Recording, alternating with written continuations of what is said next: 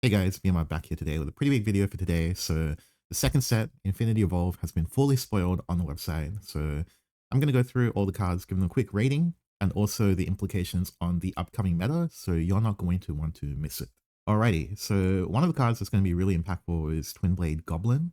So this card is a neutral follower. It's finally back. We have a 1-1 neutral aggro follower. So the stats aren't that impressive. It's a 1-1, obviously. But it does have an effect after you can Super Evo, which does 4 damage to an enemy fall on the field, which is kind of insane, to be honest. That's a lot of utility for a card that's aggressive, right? In the previous Shadowverse, you could play a 1-2 vanilla, but 1-1, you can still hit face with it if your opponent has no answer to it. You can hit them pretty hard. Also, problem with 1 HP is that it does get pinged off by a lot of things in the current meta. So, for example, even if you do go aggressive, they can play the 2-2 puppet that gives you 1-1 that trades into this. They can play the 2-2 dragon follower that pings this. There's a bunch of cards that can just kill this for free, right? But overall, if you are going aggressive, you do want a turn 1 play. And traditionally, a lot of classes have missed that. And so, yeah, I think this card is good, to be honest. I think this fanfare actually might even make it playable in non-aggro decks. So I think this card may be like a 4. Next up, we have Cheretta, Angelic Maid. So this one, 2-2, so stats are fine. And fanfare, if you've unlocked Super Evo, give it 0-3, and it has Ward by default. So I don't know how many decks will play this that aren't Ward Haven, but to be honest, a 2-5 Ward in the late game for 2 play points is pretty good. Especially because you can also Super Evo this, right? So it'll be like a, how big would it be? Like 5-8 Ward? And so it will clear like a bunch of followers, and then your opponent has to deal with this. Now, obviously, if they have their own Super Evo, it's going to die instantly. But I think the main purpose for this card will ultimately be for Wardhaven. So, Wardhaven, they're probably not going to have issues playing a 2-2 Ward, especially when it has upside. So, that's the most likely position. Next up, we have returning cards, so Hnikar and Janfa, or however you pronounce it. But yeah, and again, it's 2-2 cost followers. So, by default, the stats are fine. You can play it and not have any issues. Now, I guess like the important part is it has the last words. If it's evolved and it dies, you deal 4 damage to a random enemy follower. So it is delayed removal. I don't know how much I like this card. I think the fact that it evolves itself for 5, that's good. But I think you can do better things for 5 play points in general, even though it does give you a 4-4, right? And also, I guess like because of the way the last words effect is, unless you're crashing it that turn, in which case it's good, right? That, like if you can kill somebody and then kill somebody with the last words on the same turn. But if it's like trading over something, it's not that hard for most players to play around it. Like for example, imagine you play this for 5 play points, you run over something and then it's on 1 HP and then they drop like a fairy or something, crash in and play around the last words effect, and then they proceed to build their board. So that's a situation that's a bit bad, but I will note that you can just evolve this in turn 4, for instance, and then you run over a 2 HP follower, to attack follower, sorry. This card will be on 4-2, and then it's not that easy to kill this for free, and then essentially if you're using a manual evo, it's a little bit harder for the opponent to deal with. So I think this card is probably like a 3.5 out of 5, but I also think that this is the type of card where it's based on future support. So this was part of the Evo kind of support, Evo deck. It's literally just called like an evolve deck, right? Where essentially all the cards evolve themselves. Okay, next one we have Dark Side. Okay, this card's kind of crazy. So 2 play point spell, select the enemy follow on the field and give a +2 -2. Oh, sorry, I misread this. Okay. I thought they just gave +2/+2, which is crazy. Okay, never mind. This card is pretty average. Hmm. Yeah, this is hard to evaluate, right? Because I think even if you are playing an aggro deck and you're ahead on the board, you probably don't really want to play this. And on top of this, like if your opponent has a follow on the field and doesn't have exactly 2 health, then you probably don't want to play this either. So although it's sort of flexible, I think this card is pretty bad. It actually, to be honest, it looks like a take 2 card. And so we don't have take 2 right now. So I think this card's probably like a Grimnir Heavenly Gale. So it's one of the legendaries of the set. So it's a 2-3 ward. So I mean already you can consider it for Ward Haven, which is crazy. And then you gain the crest, Grimnir Heavenly Gale. At the end of the turn, if you have a separate evolved Evo allied follower on the field, deal 2 damage to all enemy followers. So I think that this card is not that good. So I think there's 2 classes in particular which would consider this, probably like Sword and Wardhaven probably. I just don't think like, look, a 2-3 stats, like they're not really that great. The card is kind of dead after you play Super Evos. And so like obviously decks like Sword have an advantage here because they can Super Evo even after out because they got the new legendary support. But I think with Wardhaven, of course, they can play this because it's a ward, right? But with the other decks, do you really have time? Like, can you afford to play this? Like, for example, if you're an Artifact Portal, you're probably not going to be able to slot this in, right? There's a lot of decks like this. I think probably Forest is another example of this. Like, you really have time to play a 3-cost 2/3 on the field. And then also, even if you did, maybe only turn 3 is the only time where you can really play it safely. And if you had a safe time to play a 3-cost, when you rather play Godwood Staff, like for example, right? So I think this card in the decks, which is good in, so at this point I would say Swan and Wardhaven, probably like a 4 out of 5. I mean, it does make it pretty easy to clear the board and kind of go face if you have a Grimnir effect active. But on the other hand, I do have, okay, Reina, Angelic Partner. Okay, so 7 cost 5/5, and it evolves all unevolved followers in the field. If it works like all the other cards like this, doesn't trigger the evolve effect, it just gives it stats. So I think this card is bad for now. So I think maybe eventually in the future when you have like a proper Evo deck and you know, based on the number of evolves you have, you gain bonus effects. I mean, this is like 7/7 for 7. And because the way the game works currently, it's pretty rare that they leave your board. So on 7, you can't really combo this with any deck other than like Amulet Haven or something like that. I think there's also like a weird spot where you can kind of play it in a budget Abyss deck where you play the Amulet on turn whatever, and then on turn 7 you crack the Amulet, you get the Ghost, and you play this, and you like just clear the card with 7/7, and then you swing 6 damage to face with Ghost, something like that. But overall, this card, it costs too much. It's taking up valuable space in the high end, and even though it does evolve itself, I mean, I don't know, doesn't seem strong enough. I think maybe 2.5. Okay, and then Odin, Twilight Fate. So we already went through this. I think we gave it a 4 out of 5 because it's very versatile to play, and it banishes every card in the field, including amulets, and then also it even banishes Wilbur, which is quite important. So Odin, I think it's a good card. I don't know how popular it will be, given especially that's a legendary. I don't know if you want to craft it, but 4 out of 5 seems appropriate to me. Okay, so next up we have Ambush from Above. So this card, 1 play point, do this 1 time, deal 2 damage to a random enemy follower, combo 3, do it 2 times instead.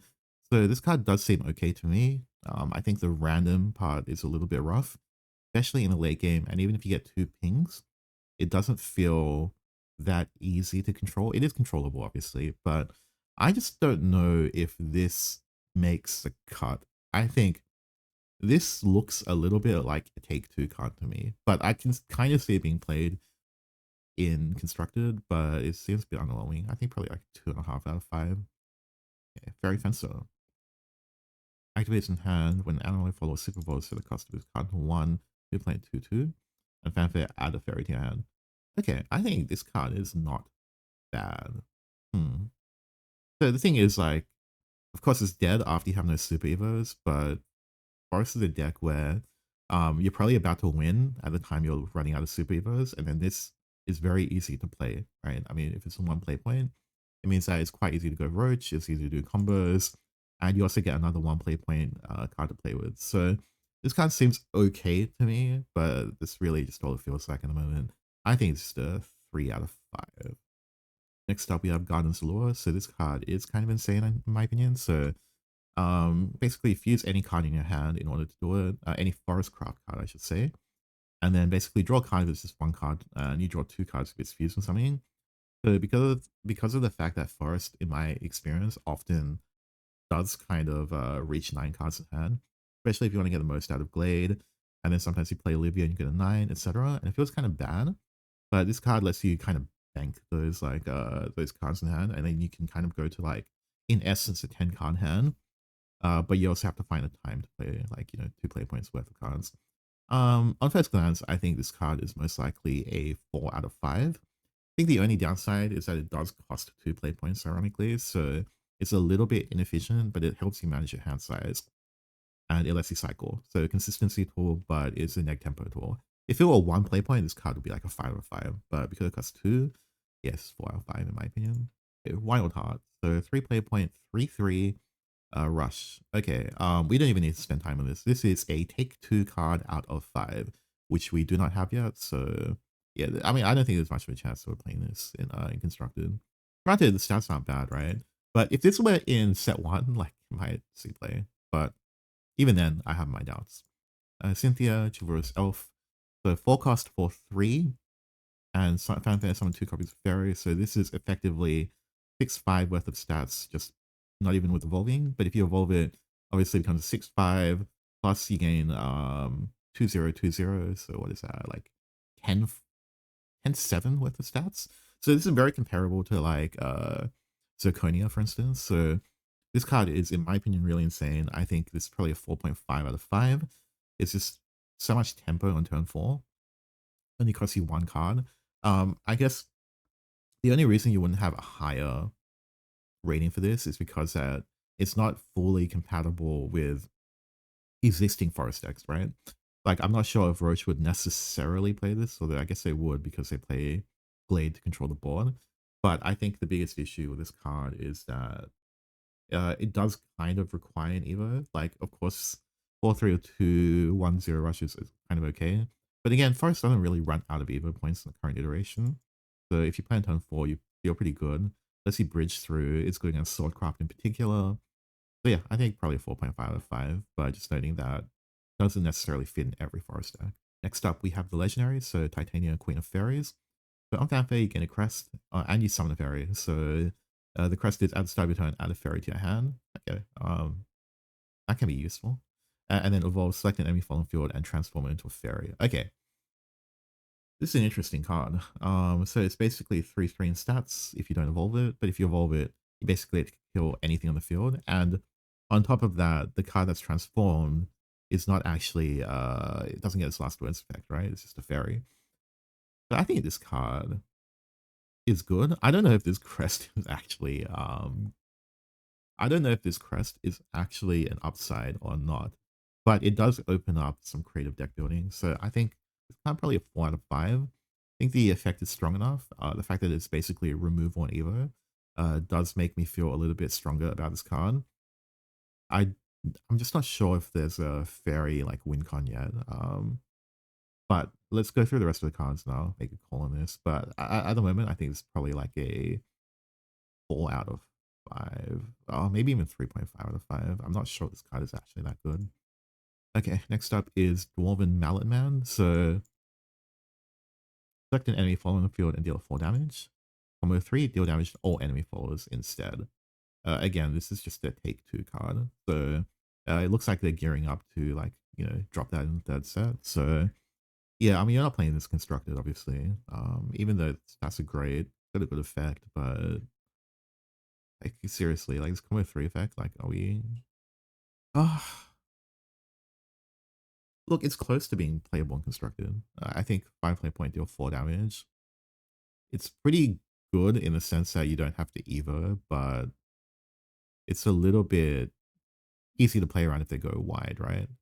Look, this card is playable, and I think it's playable in budget decks as well. But I'm not sure you'll play this in like a top end constructed deck. Okay, Lionel, Arden Elf. So summon 2 copies of Baby Carbuncle. Oh, that's kind of weird.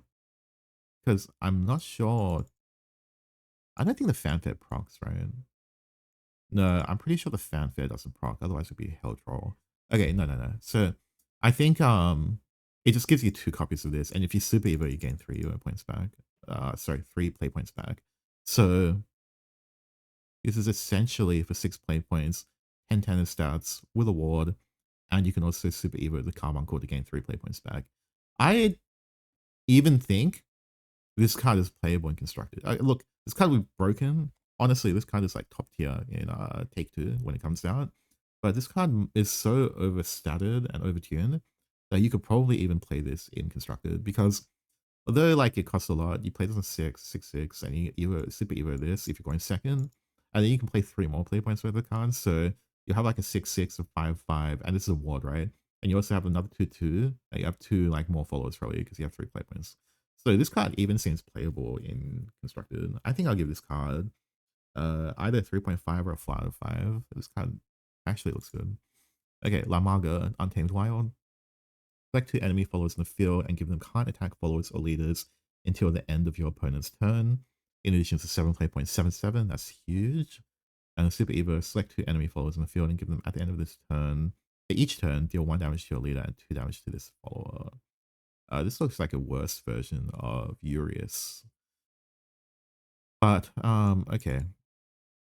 It's a boss monster, you're meant to play a late game, and then you just pick 2 cards in the field that can't attack, and then I mean, it's only for 1 turn, right? And then, let's see. Each turn. Okay, so it does like 2 burn damage probably because it happens at your turn and it happens in their turn. Obviously, you're not going to hit it, right? But I actually think this is just underwhelming. I'm not sure. Like, it's a card that looks like it has potential, but like, does this really fit in with the current forest theme and the fact that like you're not actually answering the board, but you'll have to answer them eventually? Granted, it does 4 damage to the cards that you target, which is not bad, but yeah, I'm also not sure the lock effect is great without clearing the field. Like if you don't super evo, like is a fanfare effect really that good? I think I'd rather just play Olivia probably. Like Olivia seems better. Even Arya seems better than this. Although this is huge, it's 10/10, but I don't know if that cuts it. Like already in like the second set, I'm just not sure a card like this cuts it, which is sad to say. It is interesting to kind of semi-board lock people. Like this card can have interesting applications against like combo decks. But yeah, I'm not feeling it. Probably like a 2.5 out of 5. Pity you can't, vial this card as well. Okay, next one is Woodwalkers. So summon 3 copies of Gentle Treant, 4 cost 4/4. Oh, when it strikes, you gain 2 health. Okay. Alright. Yeah, because this doesn't clear the board when the turn comes out, and you don't really feel great evoing any of these cards. This is a take 2 out of 5. Yeah, so it's good in draft, but I'm not sure it's playable in constructed at all. Yeah, so probably like a 105 in constructed. All right, next up we have Seria Gunslinger Maid. So this one, deal 1 damage to random enemy followers. So this card's strength will be dependent on how prevalent 1 HP followers are. And so, for example, you know how that goblin got revealed earlier, which is a 1/1. So like this card being played on curve against something like that is going to be really insane. But I think, conversely, it's 2/1, so it's pretty bad stat line. I think this card is probably not going to be good. Probably like a 2 out of 5, maybe. Next up, we've got Prim Princess Picnic. So, Ananonia Silent Mage your hand on play. So this one's a 2/2 cost, and if it's got Prim on the field, gains +1/+1 and Bane. So basically 3/3 Bane with Ward as well. In addition, Prim has Ambush herself, so she's protected and allows you to play Nonya. And on Super Evo, yeah, give all other followers in the field +1/+1. Okay, so I think this card is counterproductive to what Sword actually wants to do. I think, the ambush is kind of cool, but I think there's enough cards in the game that just randomly kill ambush followers, especially if they're 1 HP. I also think that it's a bit slow to get the effect. So if you're paying your turn 2 to play a 1/1, it's effectively the same as going, okay, you can swing a face for 2 damage, and that's pretty bad. And if your payoff is playing Nanya on turn 3, you still have 1 play point floating. And then on top of that, 3/3 is not that hard to clear, I think. Yeah, 3/3 is really not that hard to clear, even if that's board. And then you have to super Evo to get the buff effect. If this were an Evo, I would at least like say this card's sort of playable. This card looks like garbage to me. I think it's like a 1.5 out of 5. Even the previous card we looked at seemed more playable than this. Okay, lucrative deal. So draw 2 cards, your opponent draws 1 card. Okay. Yeah, this card seems pretty bad to me. So essentially, you pay 1 card because like, obviously you're casting this, and then you draw 2 cards, so you're paying 2 cards for 2, but then your opponent draws a card too. So this card's just a -1. So it's a 1 out of 5. This card's garbage. Unless you're playing a combo deck, which we don't have yet. Okay, Band of Battle Princesses. So 2 play point, deal 4 damage to a random enemy follower. Okay, I can dig that. Enhance 4, deal 3 damage to 3 random enemy foes instead. Okay, I like this card. I can see this. Okay, so it hits random cards, and it's not that hard to hit like a card that you want to hit early game, because you probably only have one on the field anyway. Then 4 play points for like 4 damage pings to 3 different followers probably does just clear the board. So I don't mind this card, but I just don't know if I would even run like, spell-based removal instead of just literally follower-based removal. But I think this card is sort of playable. It's probably 3 out of 5. Okay, Guilt, Intrepid Vice Captain. We probably saw this coming because this card pairs with Amelia.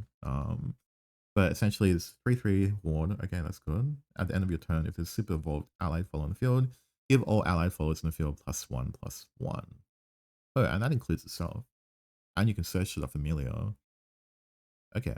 I think that's probably the only card I would really care about it. But then also, if you play with Amelia, this card gains a shield as well and a support for ward. Okay, so this card's like a 3.5 or 4 out of 5. It's really good with Amelia, but and you can also play on turn 3 and not feel too bad about it. So I think my only question is like, what does this card do like on turn 4, 5, and 6 if you're going first, as opposed to like how good it is with Amelia, right? So I think tentatively I'll just give it a 3.5 out of 5, but I do know that it depends on just how good this combo with Amelia is. But of course, you wouldn't run this otherwise, right? And also, it does thin your pool. Like, sorry, it does increase your pool of cards in your deck. I don't know if it makes a card, but the combo is so strong. Okay, next up, we have Rose Princess Knight. So, enhance 5, draw a Soulcraft follower that costs 2 or less, and set its cost to 0. So this card is interesting. It's basically like a way of banking play points. So this means you can do stuff that you otherwise wouldn't be able to do. So that's always a strong effect, and it can, I mean, hopefully hit like, Samurai, and then that's the 0 play point remove on your hand that clears anything. And in addition, that's Rush, so that's good. And then Follow Strike, if the opposing follows damage, destroy it. So this card can kill anything that's damaged and keep itself alive as a 3/2. And in the early game, if you play stuff like Royal Coachman or what's it called, Royal Coachwoman, I'm not sure. Anyway, and then there's also it's also like a Luminous, so of course they're going to kill that early game, whether it's the token or the follower. So this card on curve is going to be very strong in my opinion. And on turn 5, I don't know if how many situations you get where you can actually enhance for 5, but I do really like this against slower decks, like for example, control decks, right? Where you actually do get a time to, kind of float 2 play points. And so this is good in that type of scenario. You just might clear the board and then set up for later. But I think this card has potential. I think it's probably 4 out of 5. Again, I'm not sure. It's a little bit awkward sometimes, but I think in the early game it's very good. And in the late game, you should be able to find opportunities too. So only issue is, again, 3 play point space is very contested. So, I mean, do we run this over the dog? I'm not really sure if that's necessarily the case. Okay, next one is 4 play points. Brachia Ordinary Knight. So it looks a bit like Noctis. I mean, nah, I'm just being racist. Anyway, so Fanfare, draw a spell, and then evolve, recover 2 play points. Okay. Well, I think it's a bit understated for a 4 play point card, and it draws a spell. So one of those situations, right, where it's a card where it's obviously good for an archetype that doesn't yet exist in the game, right? Anytime you get a card like this, where it basically goes, oh, search a specific type of card that's not regularly played, it makes this card like, it gives this card potential. But I don't think a current iteration of Sword would really play this card. I mean, you can, but I think when you're playing stuff like Zirconia, you don't really have space for a card like this. But I think a combo deck of some kind in the future will probably use this card. I don't know if that's going to be in rotation or if that's going to be in unlimited eventually, but yeah, I can definitely see this card being played. But at the moment, probably not. So like 2.5 at the moment. Okay. Nightshadow Ninja Master, 4/5 ambush. Oh, it looks a bit like Shredder in the Evo.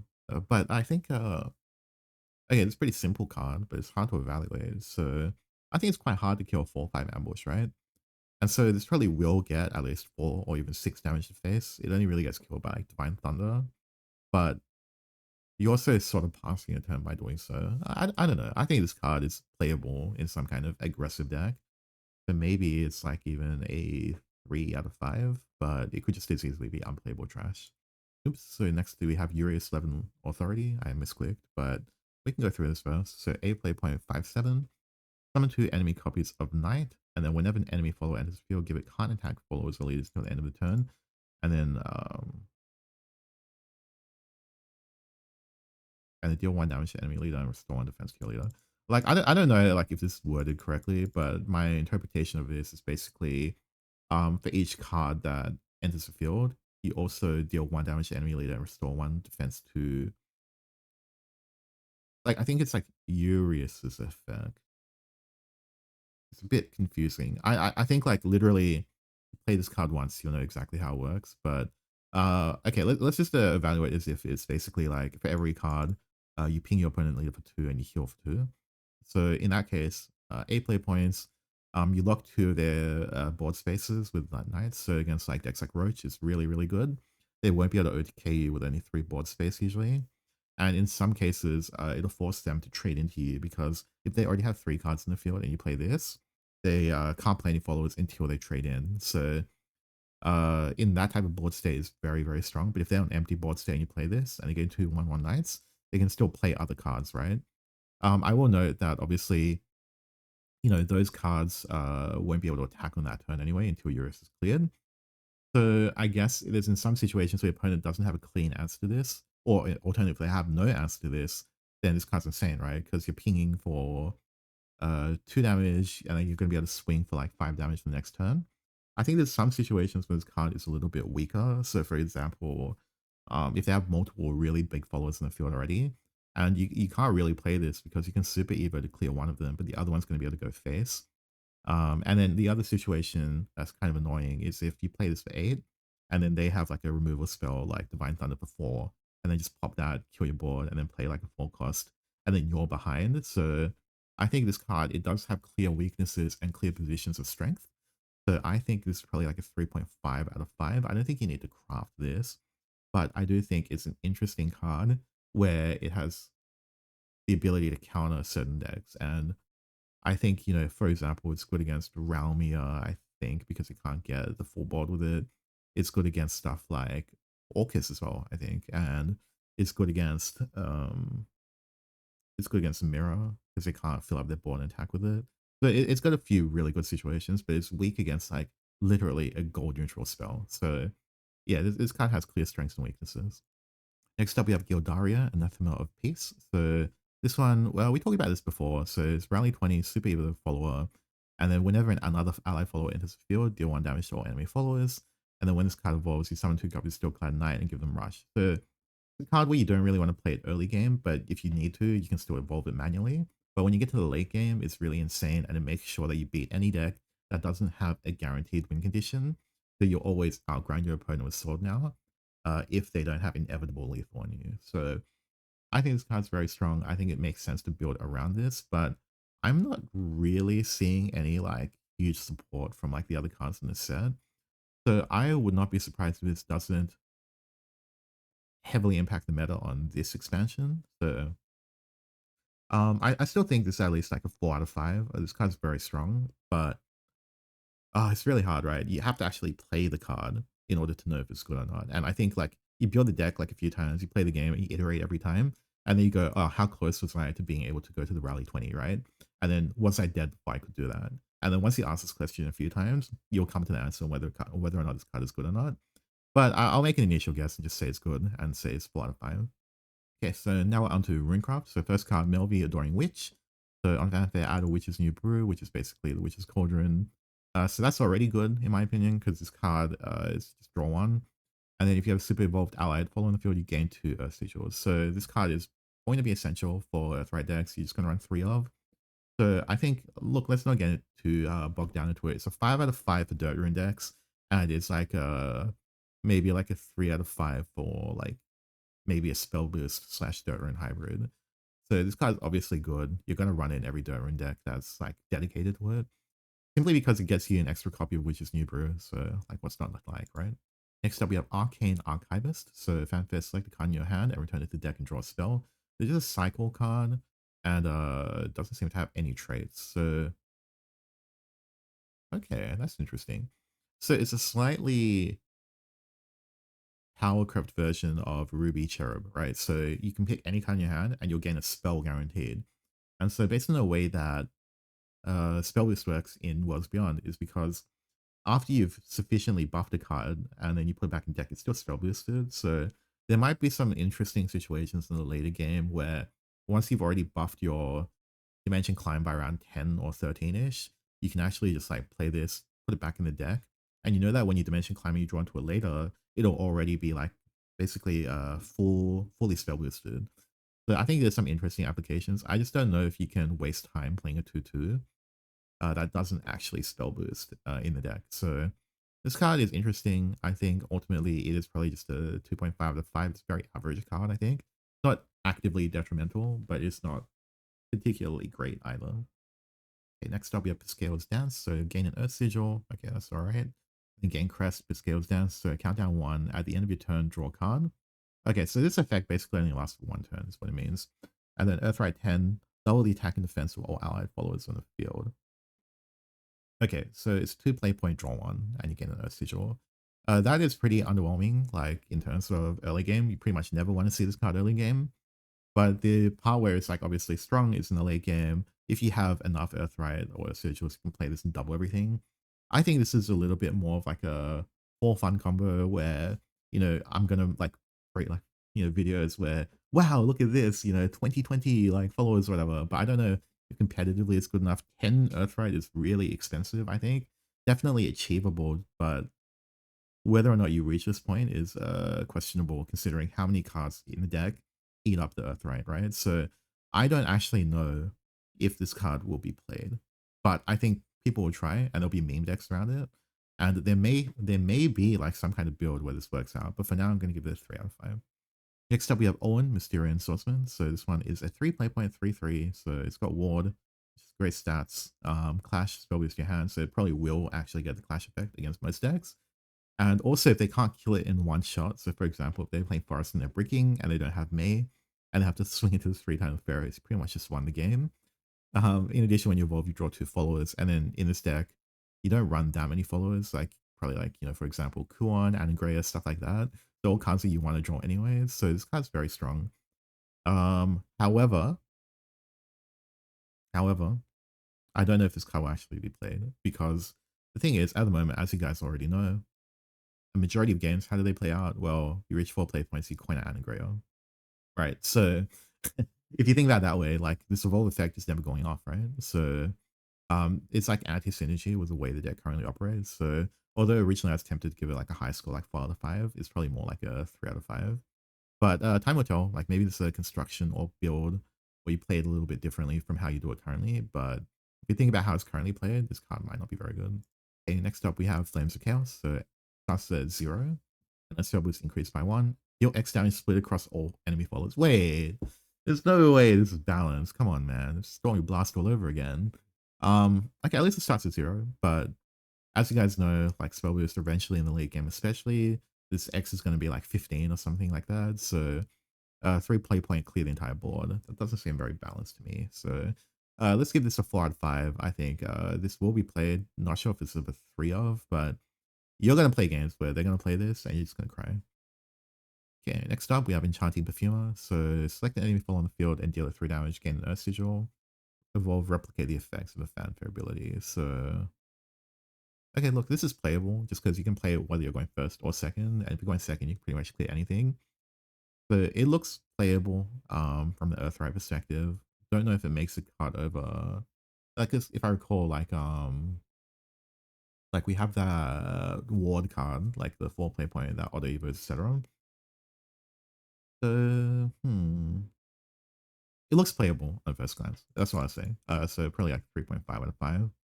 Glacial Crush, 4 play point card. Select an enemy following field and destroy it. Whoa. Okay, that's pretty good. And then Earthright 1, deal 2 damage to enemy leader. Okay, alright. I'm liking this card. I think this card's good. Honestly, Earthright 1 is not that expensive to do 2 damage to enemy leader. Plus it kills anything. Like 4 play points is essentially, you know, how much you pay to kill a follower on the field. So in a meta where you've got stuff like Eurus potentially, like this card is not bad. Yeah, I think it's playable. Probably just a 3 out of 5 though. But we'll see. Okay. Next up we have Burgeon, Rejected Arts. So summon 2 copies Onion Patch. Oh, it's back. So 1/1 Rush, Strike, Spell Boost your hand. Okay, cool. Oh, it's got Rush as well. And then evolve, gain crest, virgin, rejected arts, and then add star. Whoa, it's back. Okay, that's cool. Okay, so essentially this card is like if you evo it, you will basically get one spell boost every turn. So this card's really good, but my issue again is sort of like, wouldn't you rather play Anangrea? But I guess unlike the previous card we've said this about, this card is like where you might actually want to play it before Anangrea, because if you want to greed, you get one extra onion patch. Like you get a turn earlier, right? And then secondly, you might want to run more copies like of Anangrea, right? You might want to run 4. So this would be like your 4th copy sort of. And then also you don't actually have to Evo. I mean, I think you want to Evo, but you don't have to Evo. Like 2/1/1 rushes that spell boost is not bad anyway. So I think this card is good. I think probably like a 4 out of 5, but I just don't know if it's going to be played. Next up, we have first legendary. So Norman, Adamant Alchemist. So okay, Earthright 1, select a mode to activate, summon Guardian Golem and give it barrier. That will be actually surprisingly annoying to clear for a lot of decks. Especially if you Evo and you do it again, then you'll have like a 7/7 or 8/8 with 2/3/3 Guardian Golems and barrier. I think a lot of decks will have issues clearing that if they don't have like direct removal. In addition, you can either draw 3 cards, you can draw 6 cards in Evo, or you can heal for 8. I mean, you can do a bunch of combinations. I think, honestly, this heal for 8 effect is going to be crazy. Like, really hard to aggro down Earthright Rune. That's crazy. And very hard to run out of cards. You can probably even do like draw 3, restore 4 health. So, this card looks good on first glance. 4 out of 5, I think. For the Earthright deck, of course. Again, we got another Earthright support. So, Lilanthem, Anathema of Audacity. So, we went through this card already. So essentially it's aura, last words, Earthright 2, summon it back if it dies, and then you can super evo to kill 2 cards in the field and destroy them. So yeah, like I said, this card's insane in Dirt Rune. Like there's certain cards that can clear this for free, like Puppet Craft would just go Orcus, hit it, you wanna revive, hit it, wanna revive, hit it, wanna revive. It's like there's animes with like there's always those guys who are like, oh, like you kill me and I instantly regenerate. And then like one guy's like, yeah, but like if I kill you a million times, can you still regenerate and actually like run out of the power? So like that's kind of like this card, to be honest. So I think this card's really good, but this depends on the speed of the meta as well. Like 8 play points is pretty late in the game. But then also if this card survives the turn, it's hitting the opponent for like 5 or 7 damage. So there's not much time for your opponent either if this card comes down, to be fair. So that is to say, overall, I think this card is maybe, like I said last time, it's probably like a 4 out of 5, something like that for Dirt Rune.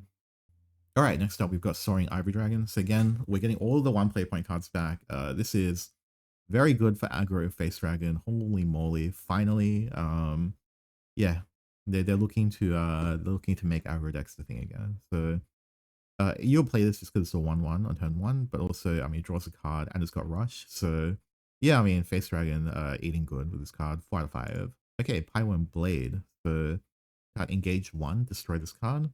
Like the enemy follow in the field and give a +1/+1. Last word, summon it. What the heck? Wait a second. This card's kind of insane, though. Yeah, this card's kind of insane. Okay, yeah, I mean, this card will be playing Face Dragon as well. It's just infinite +1/+1.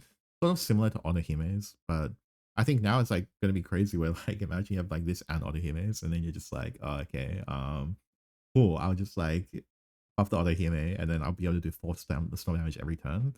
But I think also like just generically, like if turn 1 you play a 1/1 and then turn 2 you play Pyrewyrm and then you buff it as 2/2 swing face, that's already hard for people to deal with. So yeah, this card's good.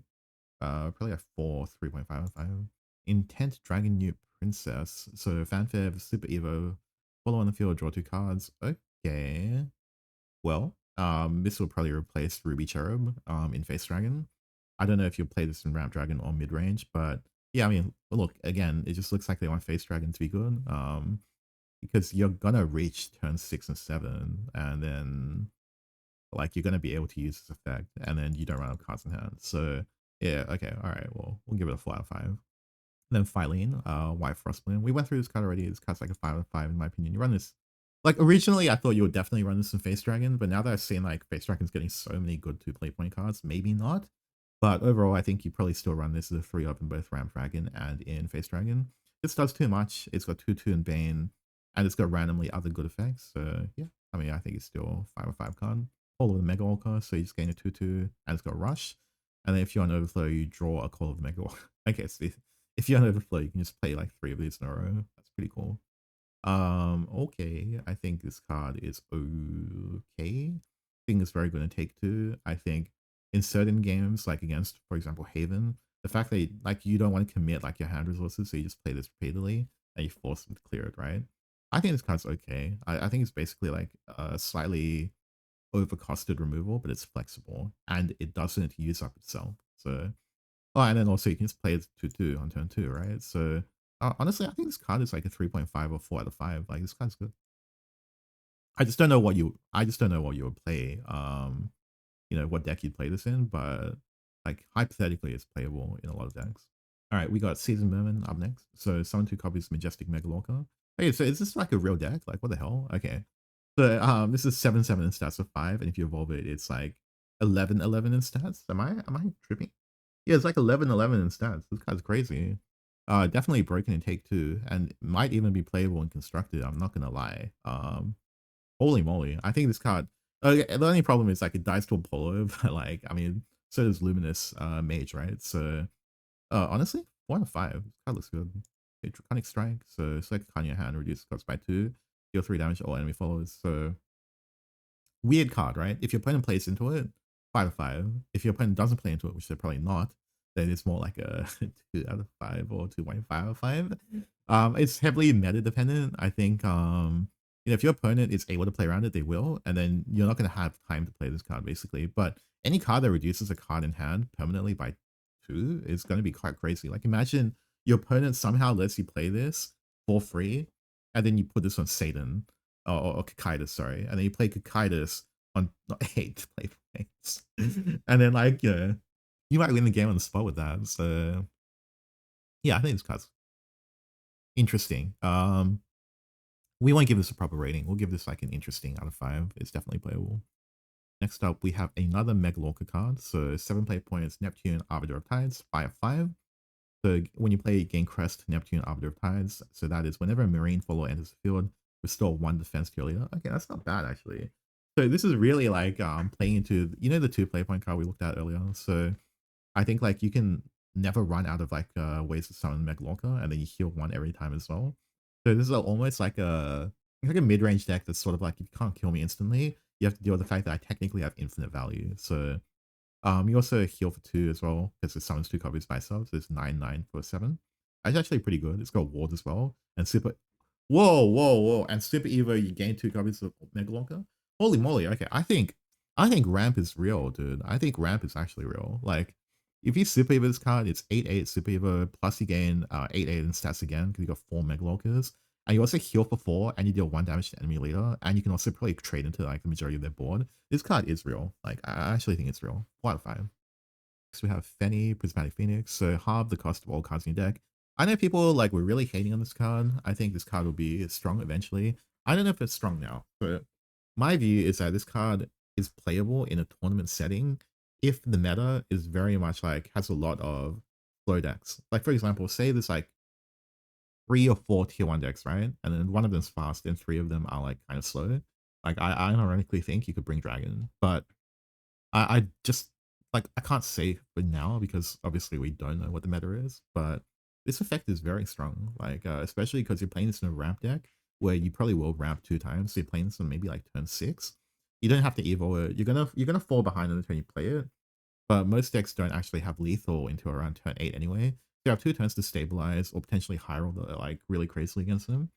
And then like for example, like imagine like you play this, you half deck, and then you play like Neptune, Arbiter of Tides, and then you'll instantly like recover like 4 HP, and then like honestly, I think Dragon is actually in a good spot. So yeah, Fenny I think is like look, it's not a good card per se, but it's dependent on the meta and it's dependent on future support. So at the moment, maybe it's like a 3/5, but I can see it being like a 4/5 in the future. Why is Guardian Dragon? So this one is a 4/4 10 play point card. So it activates in hand. Whenever an ally follows super evolves, reduce the cost of his card by 3. Whoa. Oh, and you summon a Vast Wing Dragon, so it's 5/5 Intimidate. Okay, so essentially you're not playing this until maybe like turn 7 or 8, maybe turn 9, and then it would cost 4 play points. Okay, not good enough. This is probably like a take 2 card out of 5. Especially because like if it's not in hand when you Super Evo, then you don't get the discount effect, and you're not playing this for 10 play points, right? So yeah, this card's unplayable and constructed for now, unless it's like cards that give you free Super Evos. Like I can see this being sort of interesting with Olivia, because Olivia Super Evo 2 cards. So that's kind of funny actually, like the fact that you can like Olivia Super Evo and then decreases. If you do 2 Olivia Super Evos, it goes to 0. But even then, like it seems too janky. Like it's like one of those for fun videos. But I don't see it being competitive. Okay, so next up we have our first Abyss card, so 1 play.11. So we are literally just getting 1/1s across the board now. So this is good for aggro Abyss for sure. I think it's even playable in Control Abyss even. So 1/1, oh, mid-range Control Abyss, whatever you call it. But you add a ghost to hand when it dies, and so this means that like your hand size goes up, you can use that ghost to swing face, and you can pop it later with like a Predation or a Reaper. So that looks good to me. And so this card is probably like a 3 out of 5. Like it's nothing outstanding, but I see it being playable. Okay, Ghastly Soiree, add a ghost, skeleton, and rotting zombie to hand. What does this do? Summon a rotting zombie and remove last words from. Okay. Wait, that's pretty good. But it's adding to your hand. So even though this card is good, I do think it costs too much to play. I mean, I don't want to pass turn 2 in Worlds Beyond. I think if I pass turn 2, I'm basically trolling and throwing the game. So this card's like a 1 out of 5. Okay, Wing Sevens. Summon 2 copies of that. That just 1/1 drain. Playable. I think you need definitely bat support in order to play this, but it's playable for sure. I mean, 2/1/1s is not the end of the world. And it's got drain, but then you don't Evo, you're probably not getting the drain effect off. So probably like 2.5 out of 5 until support gets revealed. Joella, the Blast Wing, so Rush. Whenever another follower Super Evos, give it and its follower +2/+0. Okay, that's oddly specific. I think 2/4 Rush is not bad, but Super Evo is like turn 6 or 7. I don't know if this card is sticking around into. Okay, this card's probably like 2 out of 5. I think the effects are a little bit too specific, and I'm not sure what deck this really fits into. Laura, Cruel Commander, select another follower on the field and give it Bane. Okay, that's not a bad effect actually. Super Evo, select another ally follower and give it Storm. Okay, all right. Okay, that's not bad. But you have to be able to give it Storm. I don't know what targets you have for this, but the fanfare alone is fairly strong, and it's got 3 turn stats for 3 play points. So yeah, I mean it's playable for sure, and especially early game. Like if you go wide and then you give a follower on the field like Bane, yeah, that's good. You can also use a late game too. Super Evo, give a Storm, use it to trade instead, or you can just go face. Yeah, I like this card. Probably like 4 out of 5. Seller, Nocturnal General. So give this ally follower, I'll give this follower plus X+0, where X is the number of ally followers in the field. Deal 2 damage to your leader. So look, I think some people are gonna be like, why does it deal damage to itself? I think it doesn't matter. Like if you're playing this card, you're probably running aggro deck. If you're running aggro deck, most of the time you're gonna have more HP than your opponent anyway, even if you take 2 damage. But what I do have questions with is like how likely is it that you're actually gonna be able to buff this? So on turn 4, like if you have a bunch of followers in the field already, you're probably winning anyway. So like it might be a bit more of a win more card. So even though it's got Storm and like it can be potentially be like a 5/3 next Evo to face, I just think that this card is a little bit based on how much you high roll them. Now I will note that there is one combo obviously with the amulet. They pop and you get 2 ghosts and then you play this, right? So then you would have 2 ghosts which are 1 attack to face, and then you have this on 3 and the Evo is so 5-7 damage to face. But then the problem with that is the ghosts go out and return, and it's not that hard to clear this particular card. So you're kind of all-inning quite hard with this card. And also note that you have to like kind of pass turn 3 by playing the amulet too. So your opponent will be able to race you if you do that. But I think this card, maybe for now, it's 2.5 out of 5. It is a little bit rough in my opinion. But if there's enough aggro cards in the format, I can see it being playable. Raven, the Silver Bullet. So 5 play point Bane. Evolve, select 2 enemies in the field and destroy them. Deal 2 damage to your leader. This card seems good. Yeah, you don't have to evo it. You can play it by itself. You can evo it, clear 2 cards in the field. It looks suspiciously like a take 2 card, and I think there's another card that's very similar to this. Draws 2 cards instead or something. But it looks okay to me. It's like probably 2.5 out of 5, or take 2 out of 5. It's probably playable on a budget, but yeah, it doesn't look like it's going to be constructed. Okay, Charon, Stygian, Orselman. So reanimate 2, reanimate 1. Okay, so for 5 play points, you get 4/4, probably like a 6/6 7 worth of stats. That's not bad. The allied departed follower enters the field, give it ward. Okay, so probably both of these will be departed followers. They both gain ward, and then it protects Charon, right? If you're super Evo, you gain the crest at the start of your turn, reanimate 3. Okay. Alright. I haven't thought about what synergies this has, but I actually think this card's legit. I don't even need to know like what the actual combos are to be able to say this is probably like a 4.5 out of 5. Like already like the stats, even without like thinking about what you're getting back, it's already like insane. And then on top of that, when you super evo, you're getting a card back and it might even get ward as well. And then it combos with Cerberus as well, right? So yeah, this card seems pretty good to me. The only problem is that it does kind of use up valuable super evo space, but already I know like, you know, you play this on turn 5, it already seems good to me. So especially where like at the moment you don't really have great turn 5s. Like you have Aragavi, that's pretty much it, right? So I see this card being pretty good. Next up we have Undead Soldier, so summon 2 copies of Rotting Zombie. Okay, Rotting Zombie being the 3 play point 2/2, and when it dies you gain 1 Rotting Zombie without the last move's effect. So you're gaining 3/3 delayed 11/11 in stats. Again, I'm not sure how good this card is. I think this card is even playable and constructed, to be honest, because I don't know how many decks actually can clear everything. So by playing this, and then super evolving, for instance, right? Your opponent probably can't clear everything.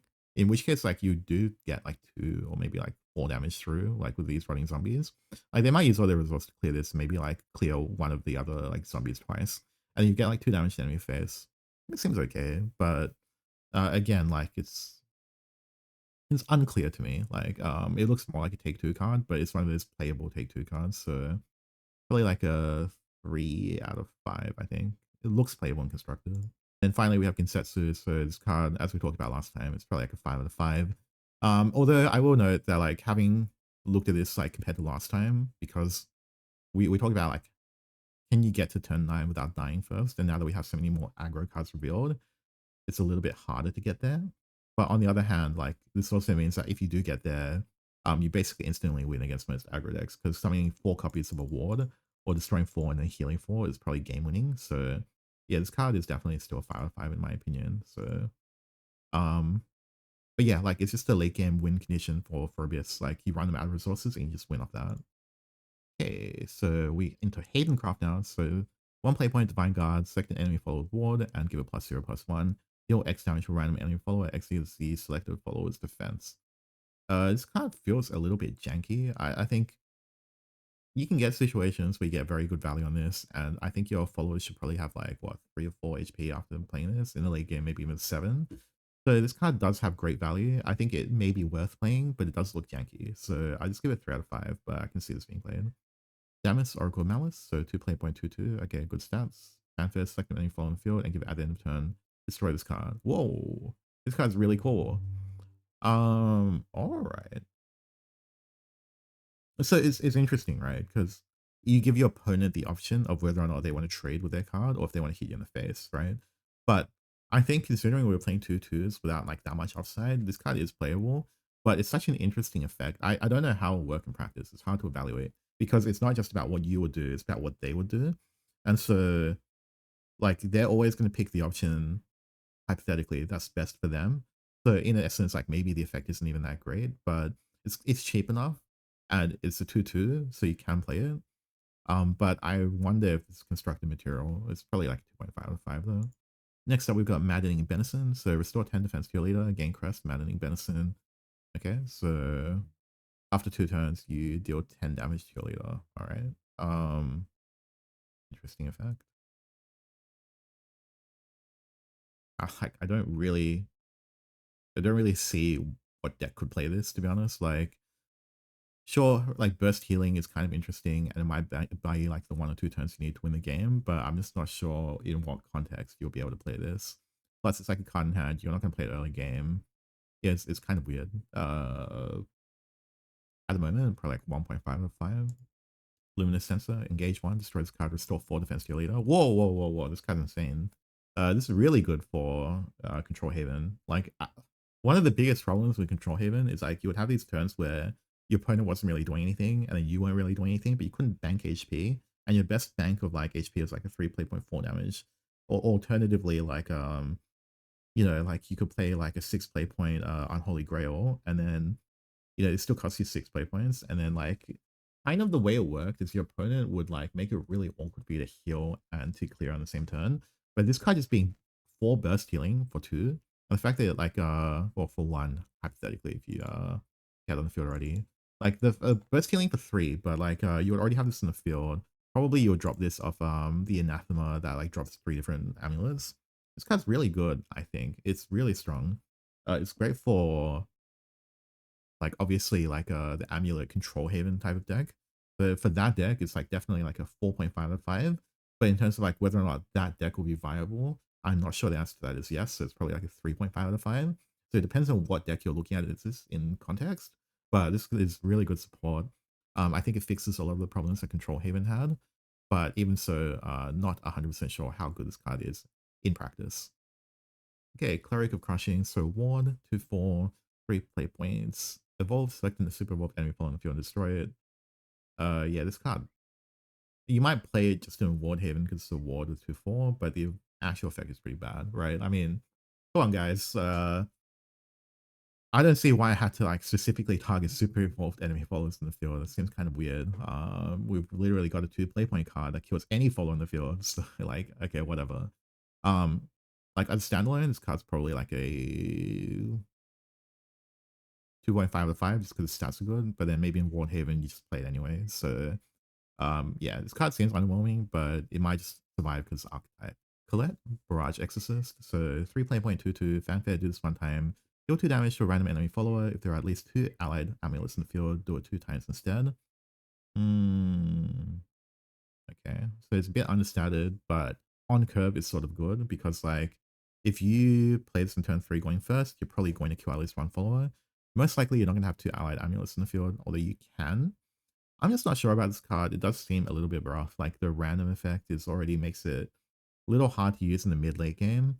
And then also the other issue is that like it does have conditions as well, and it's also understated. And plus, I'm not sure how many instances you have to actually find 3 play points. So I think this card's probably playable in like the Amulet Storm deck. I think that's kind of being pushed here, but I don't know if that's good enough. I will note that Dark Haven Grace obviously heavily contributes to like always having that 1 amulet on the field by itself. So maybe like depends on the synergies like within like this archetype, I think. But by itself, it's probably like 2.5 out of 5. If the synergies are good enough, maybe like a 3.5. Immaculate Adjudicator, 5 play points, 4/4. Fanfare, select enemy following the field and banish it. Okay. This card's probably like a 3.5 or 4 out of 5, I think. I mean, look, it's a 5 play point 4/4 that just kills a follower and you don't have to do anything. I mean, if you're willing to play 4 play point cards to remove cards like spells, then for 1 play point more where you're banishing and you get a +1/+1. Sorry. For 1 play point more, you get banish instead of destroy, and it's also a 4/4 body. Yeah, I mean, this card seems good enough to me. Again, I don't know if like we can really like afford to play a card like this in the 1 play point actually would make a difference compared to 4 play points, but I think having a 4/4 body on the board does force your opponent to deal with it, and it's also out of the common 3 AoE damage space. So yeah, I think this card's playable for sure. Next up we have Agnes, the Swiftblade. So this is what I meant earlier, where like how good is Colette? Because it really does depend on like, you know, the support around it. And Agnes is very strong, right? 3 damage storm. In addition, if you have 2 allied amulets in the field, you destroy a random enemy follower other than the opposing one. I don't know if this works on Leader Strike. It probably doesn't. It's probably Follower Strike. I think that's something that we need to work out, to be honest. If it's able to just swing Leader and then just kill like 1 follower on the field by itself, it's definitely good, like really strong. But like this card, like it does rely on you having 2 amulets in the field, so you probably want Dark Haven Grace plus like one of the 1 play point cards probably. And then like but overall, like I don't see why this card wouldn't be good. I think it definitely is the start of like the Amulet Stormhaven build. So yeah, it's good. Probably like a 4 out of 5 out of, yeah, 4 out of 5. Okay, next up we have Wilbert, Desolate Paladin. So we talked about this card a little bit before. So it's a 6 play point 4/6. It gains a really great evolve effect on evolve. And then I don't want to like repeat what I said before, but essentially this effect is crazy if you manage to play it on curve. If your opponent doesn't have a great answer to it. So Odin usually kind of wrecks this card. If they don't have any of that, and then you play this, and then you curve it into the next legend we're going to talk about, which is Ether, Imperial Guardian. I think you just automatically win the game. Like, this combo by itself is just going to be crazy. Like, summon 3 randomly differently named followers that cost 3 or less, and they're all going to have ward, obviously, and they're all going to gain Willbit's effect. And then you're also going to super evolve this card, and you can give all your followers 0, +0, +2, and aura. Like, this combo is like clearly broken, right? So even though there are weaknesses in like Wilbur, like the reality is like even if you get punished, if on the turn after you're playing Ether, you're no longer being punished. So like this combo here, probably like a 5 out of 5 for the Wardhaven deck. I don't know how good this deck is gonna be, like how good this card is gonna be outside of Wardhaven. But as it is, I think it's definitely really strong. And I'm starting to lose my voice, but we're on to the final stretch of Portalcraft cards. So 1 play point, select the enemy artifact follow in your hand, you give it rush, and last words, draw a card. Okay. Seems pretty average to me. Like, we're probably not playing this card, to be honest. I think it's probably designed to be able to play like your 5 play point cards, but you don't really want to play your artifacts, you want to copy them. So it doesn't seem that great to me. Puppet Cat? Okay, that's cool. So if there's super evolved allied follow on the field, why do they keep doing this? Okay, add a puppet to your hand and give it +3, +0.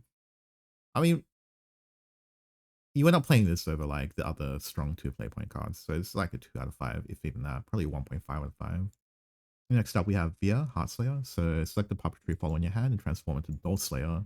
What is Doorslayer? It is a 1 play point ambush. And then when it dies, you summon a Via Heartslayer. And this is a 2 play point 1/1. Select the puppetry follow in your hand and transform it into today's Doorslayer. Okay, well, that's interesting.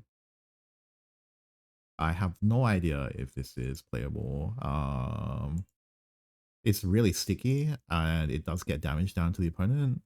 And it helps control board. So I actually don't know how to evaluate this card. I think it's playable. It's got Bane, but it's only got 1 HP, so it gets easily pinged off. So probably like a 3.5 out of 5 maybe, but it's hard to evaluate, honestly. Carnelia, Ember of Darkness. Fanfare, add a Gear of Remembrance to your hand. Okay, that's good. Select an artifact fall in your hand and give it ward and can't be destroyed by abilities. So I think with this card, right, it really just depends on if this protects it from effects like Doomright Resonance. And I think it does, which means that now when you play Doomright Resonance and you copy that artifact follower, it doesn't die at the end of the turn, which is kind of crazy. So yeah, I think it just depends on that one particular interaction. And if that works, then I think this card's playable and it does lead to some pretty crazy situations. Also, you can pick this on Masterwork Omega as well.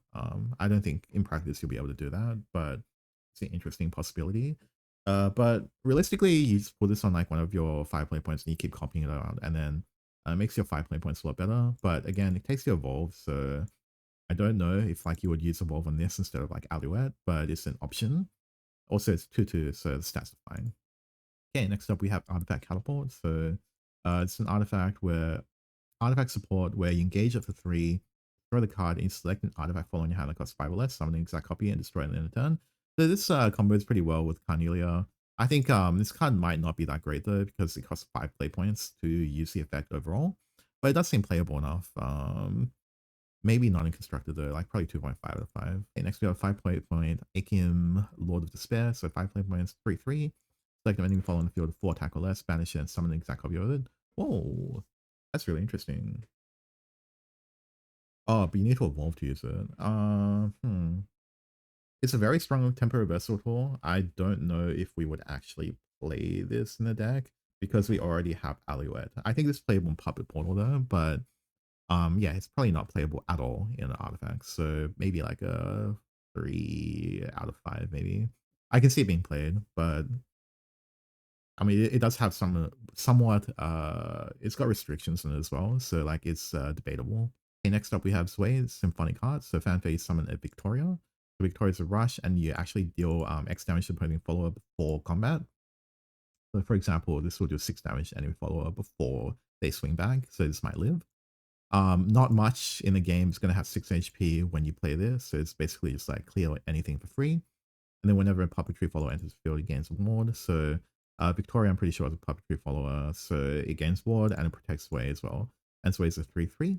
So this card is pretty good, I think, mainly on the fact that it doesn't use up an Evo point unless you clear a follower and unless you keep board afterwards. And then also, if you have other puppets in the field, like and they survive, then it protects Sway as well, so you can get more effects in the future as well. So I think this card for puppets, I think he's just gonna run 3 copies. It's gonna be a 5/5 for puppets, but outside puppet it's probably not gonna be played. So 4/5 most likely. And now that we've seen this card, I guess Akim, goodbye. You're not being played anymore. Engine Blade Maiden. So summon a striker artifact. 5/1, right? Yeah, 5/1 rush, and then add a Gear of Remembrance to your hand, evolve, replicate it. This card's a take 2 card of 5. You're never playing this in Constructed. Next up, we have Karula, Eternal Arts. So a lot of people say this card's broken. I think it's just good because it is competing for super evolve space. So yeah, people are like, oh yeah, well, you copy the 3 damage burn, and then you super evolve this, you do 2 damage, so they take 5 damage. Um, and that's not bad. Like, that's definitely a 5 damage to face, right? But you're using Super Evo, like, yeah, this comes down earlier than Orcus, but Orcus, like, it's like 7 or 8 damage to face, right? And then also it's harder to clear Orcus. So I think it's like a little bit overrated, but clearly very good. So it's like 4.5 out of 5 most likely. And then finally we have Synchronous Hearts. So of course Victoria, as we saw earlier, this card's insane. It clears anything on the field and it stays alive after. And then Lloyd, your opponent can't select any other cards other than this one for abilities. So Lloyd protects Victoria. And both of them, like, 6/1 versus 1/6. So it's quite likely in many situations, it'll be very hard for them to clear both without losing a card as well. However, I think 6 playing points is a little bit expensive for this effect. It might be like completely fair. In which case, it could really go either way. I think obviously you're only playing this in puppets, and I think if you play in puppets, it's probably strong enough and it lets you bridge a turn without needing to use Evo point. I think potentially you might even Evo Alloy just to make it a bit harder for them to bust through this. But even so, I do think this card is a little bit underwhelming. I think I'll give this like a 3.5 out of 5. It'll probably see play. I just don't know if it's going to be game breaking though. So that is it for like the card reviews for all of it. I think it was an hour. My voice is now dying, but worth. So essentially, I think the decks that really went out here, I think Havencraft, Wardhaven looks really strong. Ether is a card that pushes the deck type out of control a little bit. I think we saw boost to decks that like weren't really seeing plays. So for example, Control Haven might be better now. Face Dragon definitely got a huge amount of support. I think even the Orca / Ramp package might see play. Obviously Artifact Portal, it was already tier 1 and they've gotten even more support this time around. So I wouldn't be surprised to see Artifact Portal staying in tier 1. I think Abyss got some very strong cards as well. I think, again, it depends on how long the games go. But I think Kinsetsu and Yuzuki are, as expected, very strong. With Sword, originally I thought it would be really, really good, but I didn't really see much support for Rally, so I don't know how easy it is to reach Rally 20. But the cards they did get were strong. I just don't know if it will be enough to keep them at the top of the meta. But I'll mention that usually in Sword, even if it doesn't end up being the best deck of the format, at the start of the format is always great for ladder climbing, and it beats unoptimized decks, so you are going to be able to play it and win a lot early game, early into the format, but I don't know how long it will last for. And then Forest, I didn't really feel like Forest got that much, like, I feel like Forest got more hate in this format than they got support. So I think like it's going to be a really big issue for them to deal with cards like Curious and Wardhaven. How are you going to OTK them with Roach through that? So if Wardhaven ends up being the most popular deck, Roach will be worse by comparison, right? So that's going to be something that's going to hit them a lot. I think Runecraft, although they got a majority of cards that were Dirt Rune, and those cards are very, very good, but I think Dirt Rune as a concept is often too fair.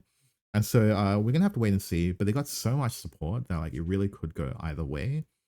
I think I've covered every class, right? So I also think Spell Boost is going to remain very strong as well. I think the Burgeon patch is like, it's definitely not bad. But they didn't really get that much other. Oh, they got Flames of Chaos. Sorry, I'm totally trolling. Oh yeah, this card's crazy. I think Spell Boost might also be tier 1 again. Like Flames of Chaos plus a Burgeon, like probably those two are going to be the inclusions to the deck. That's quite big, honestly. It's quite a big hit. So yeah, I mean, that's pretty much covering all of the classes. All of them got buffs. I think Forest is probably the biggest loser. But to be honest, nobody likes playing against Roach anyway, so I think it's fine. But yeah, I think also, obviously, like the best cards, once again, is set all legendaries. So like, it's going to be rough. Like if you want to play Wardhaven, you need to pull 6 legendaries. So like, that's going to be kind of difficult to do, right? But on the plus side, at least the neutral legendaries are very good. Like, I don't think, for most people, you're not going to need to craft like Grimnir, and then Odin, it's good, but you probably don't need 3. But I do think that it's going to be a bit rough on people's wallets, but you have 1.5 months, I think, until the next set. So it's not going to be too bad, but it may be rough on the first few days. So that's pretty much my analysis of the set. Hope you guys enjoyed it.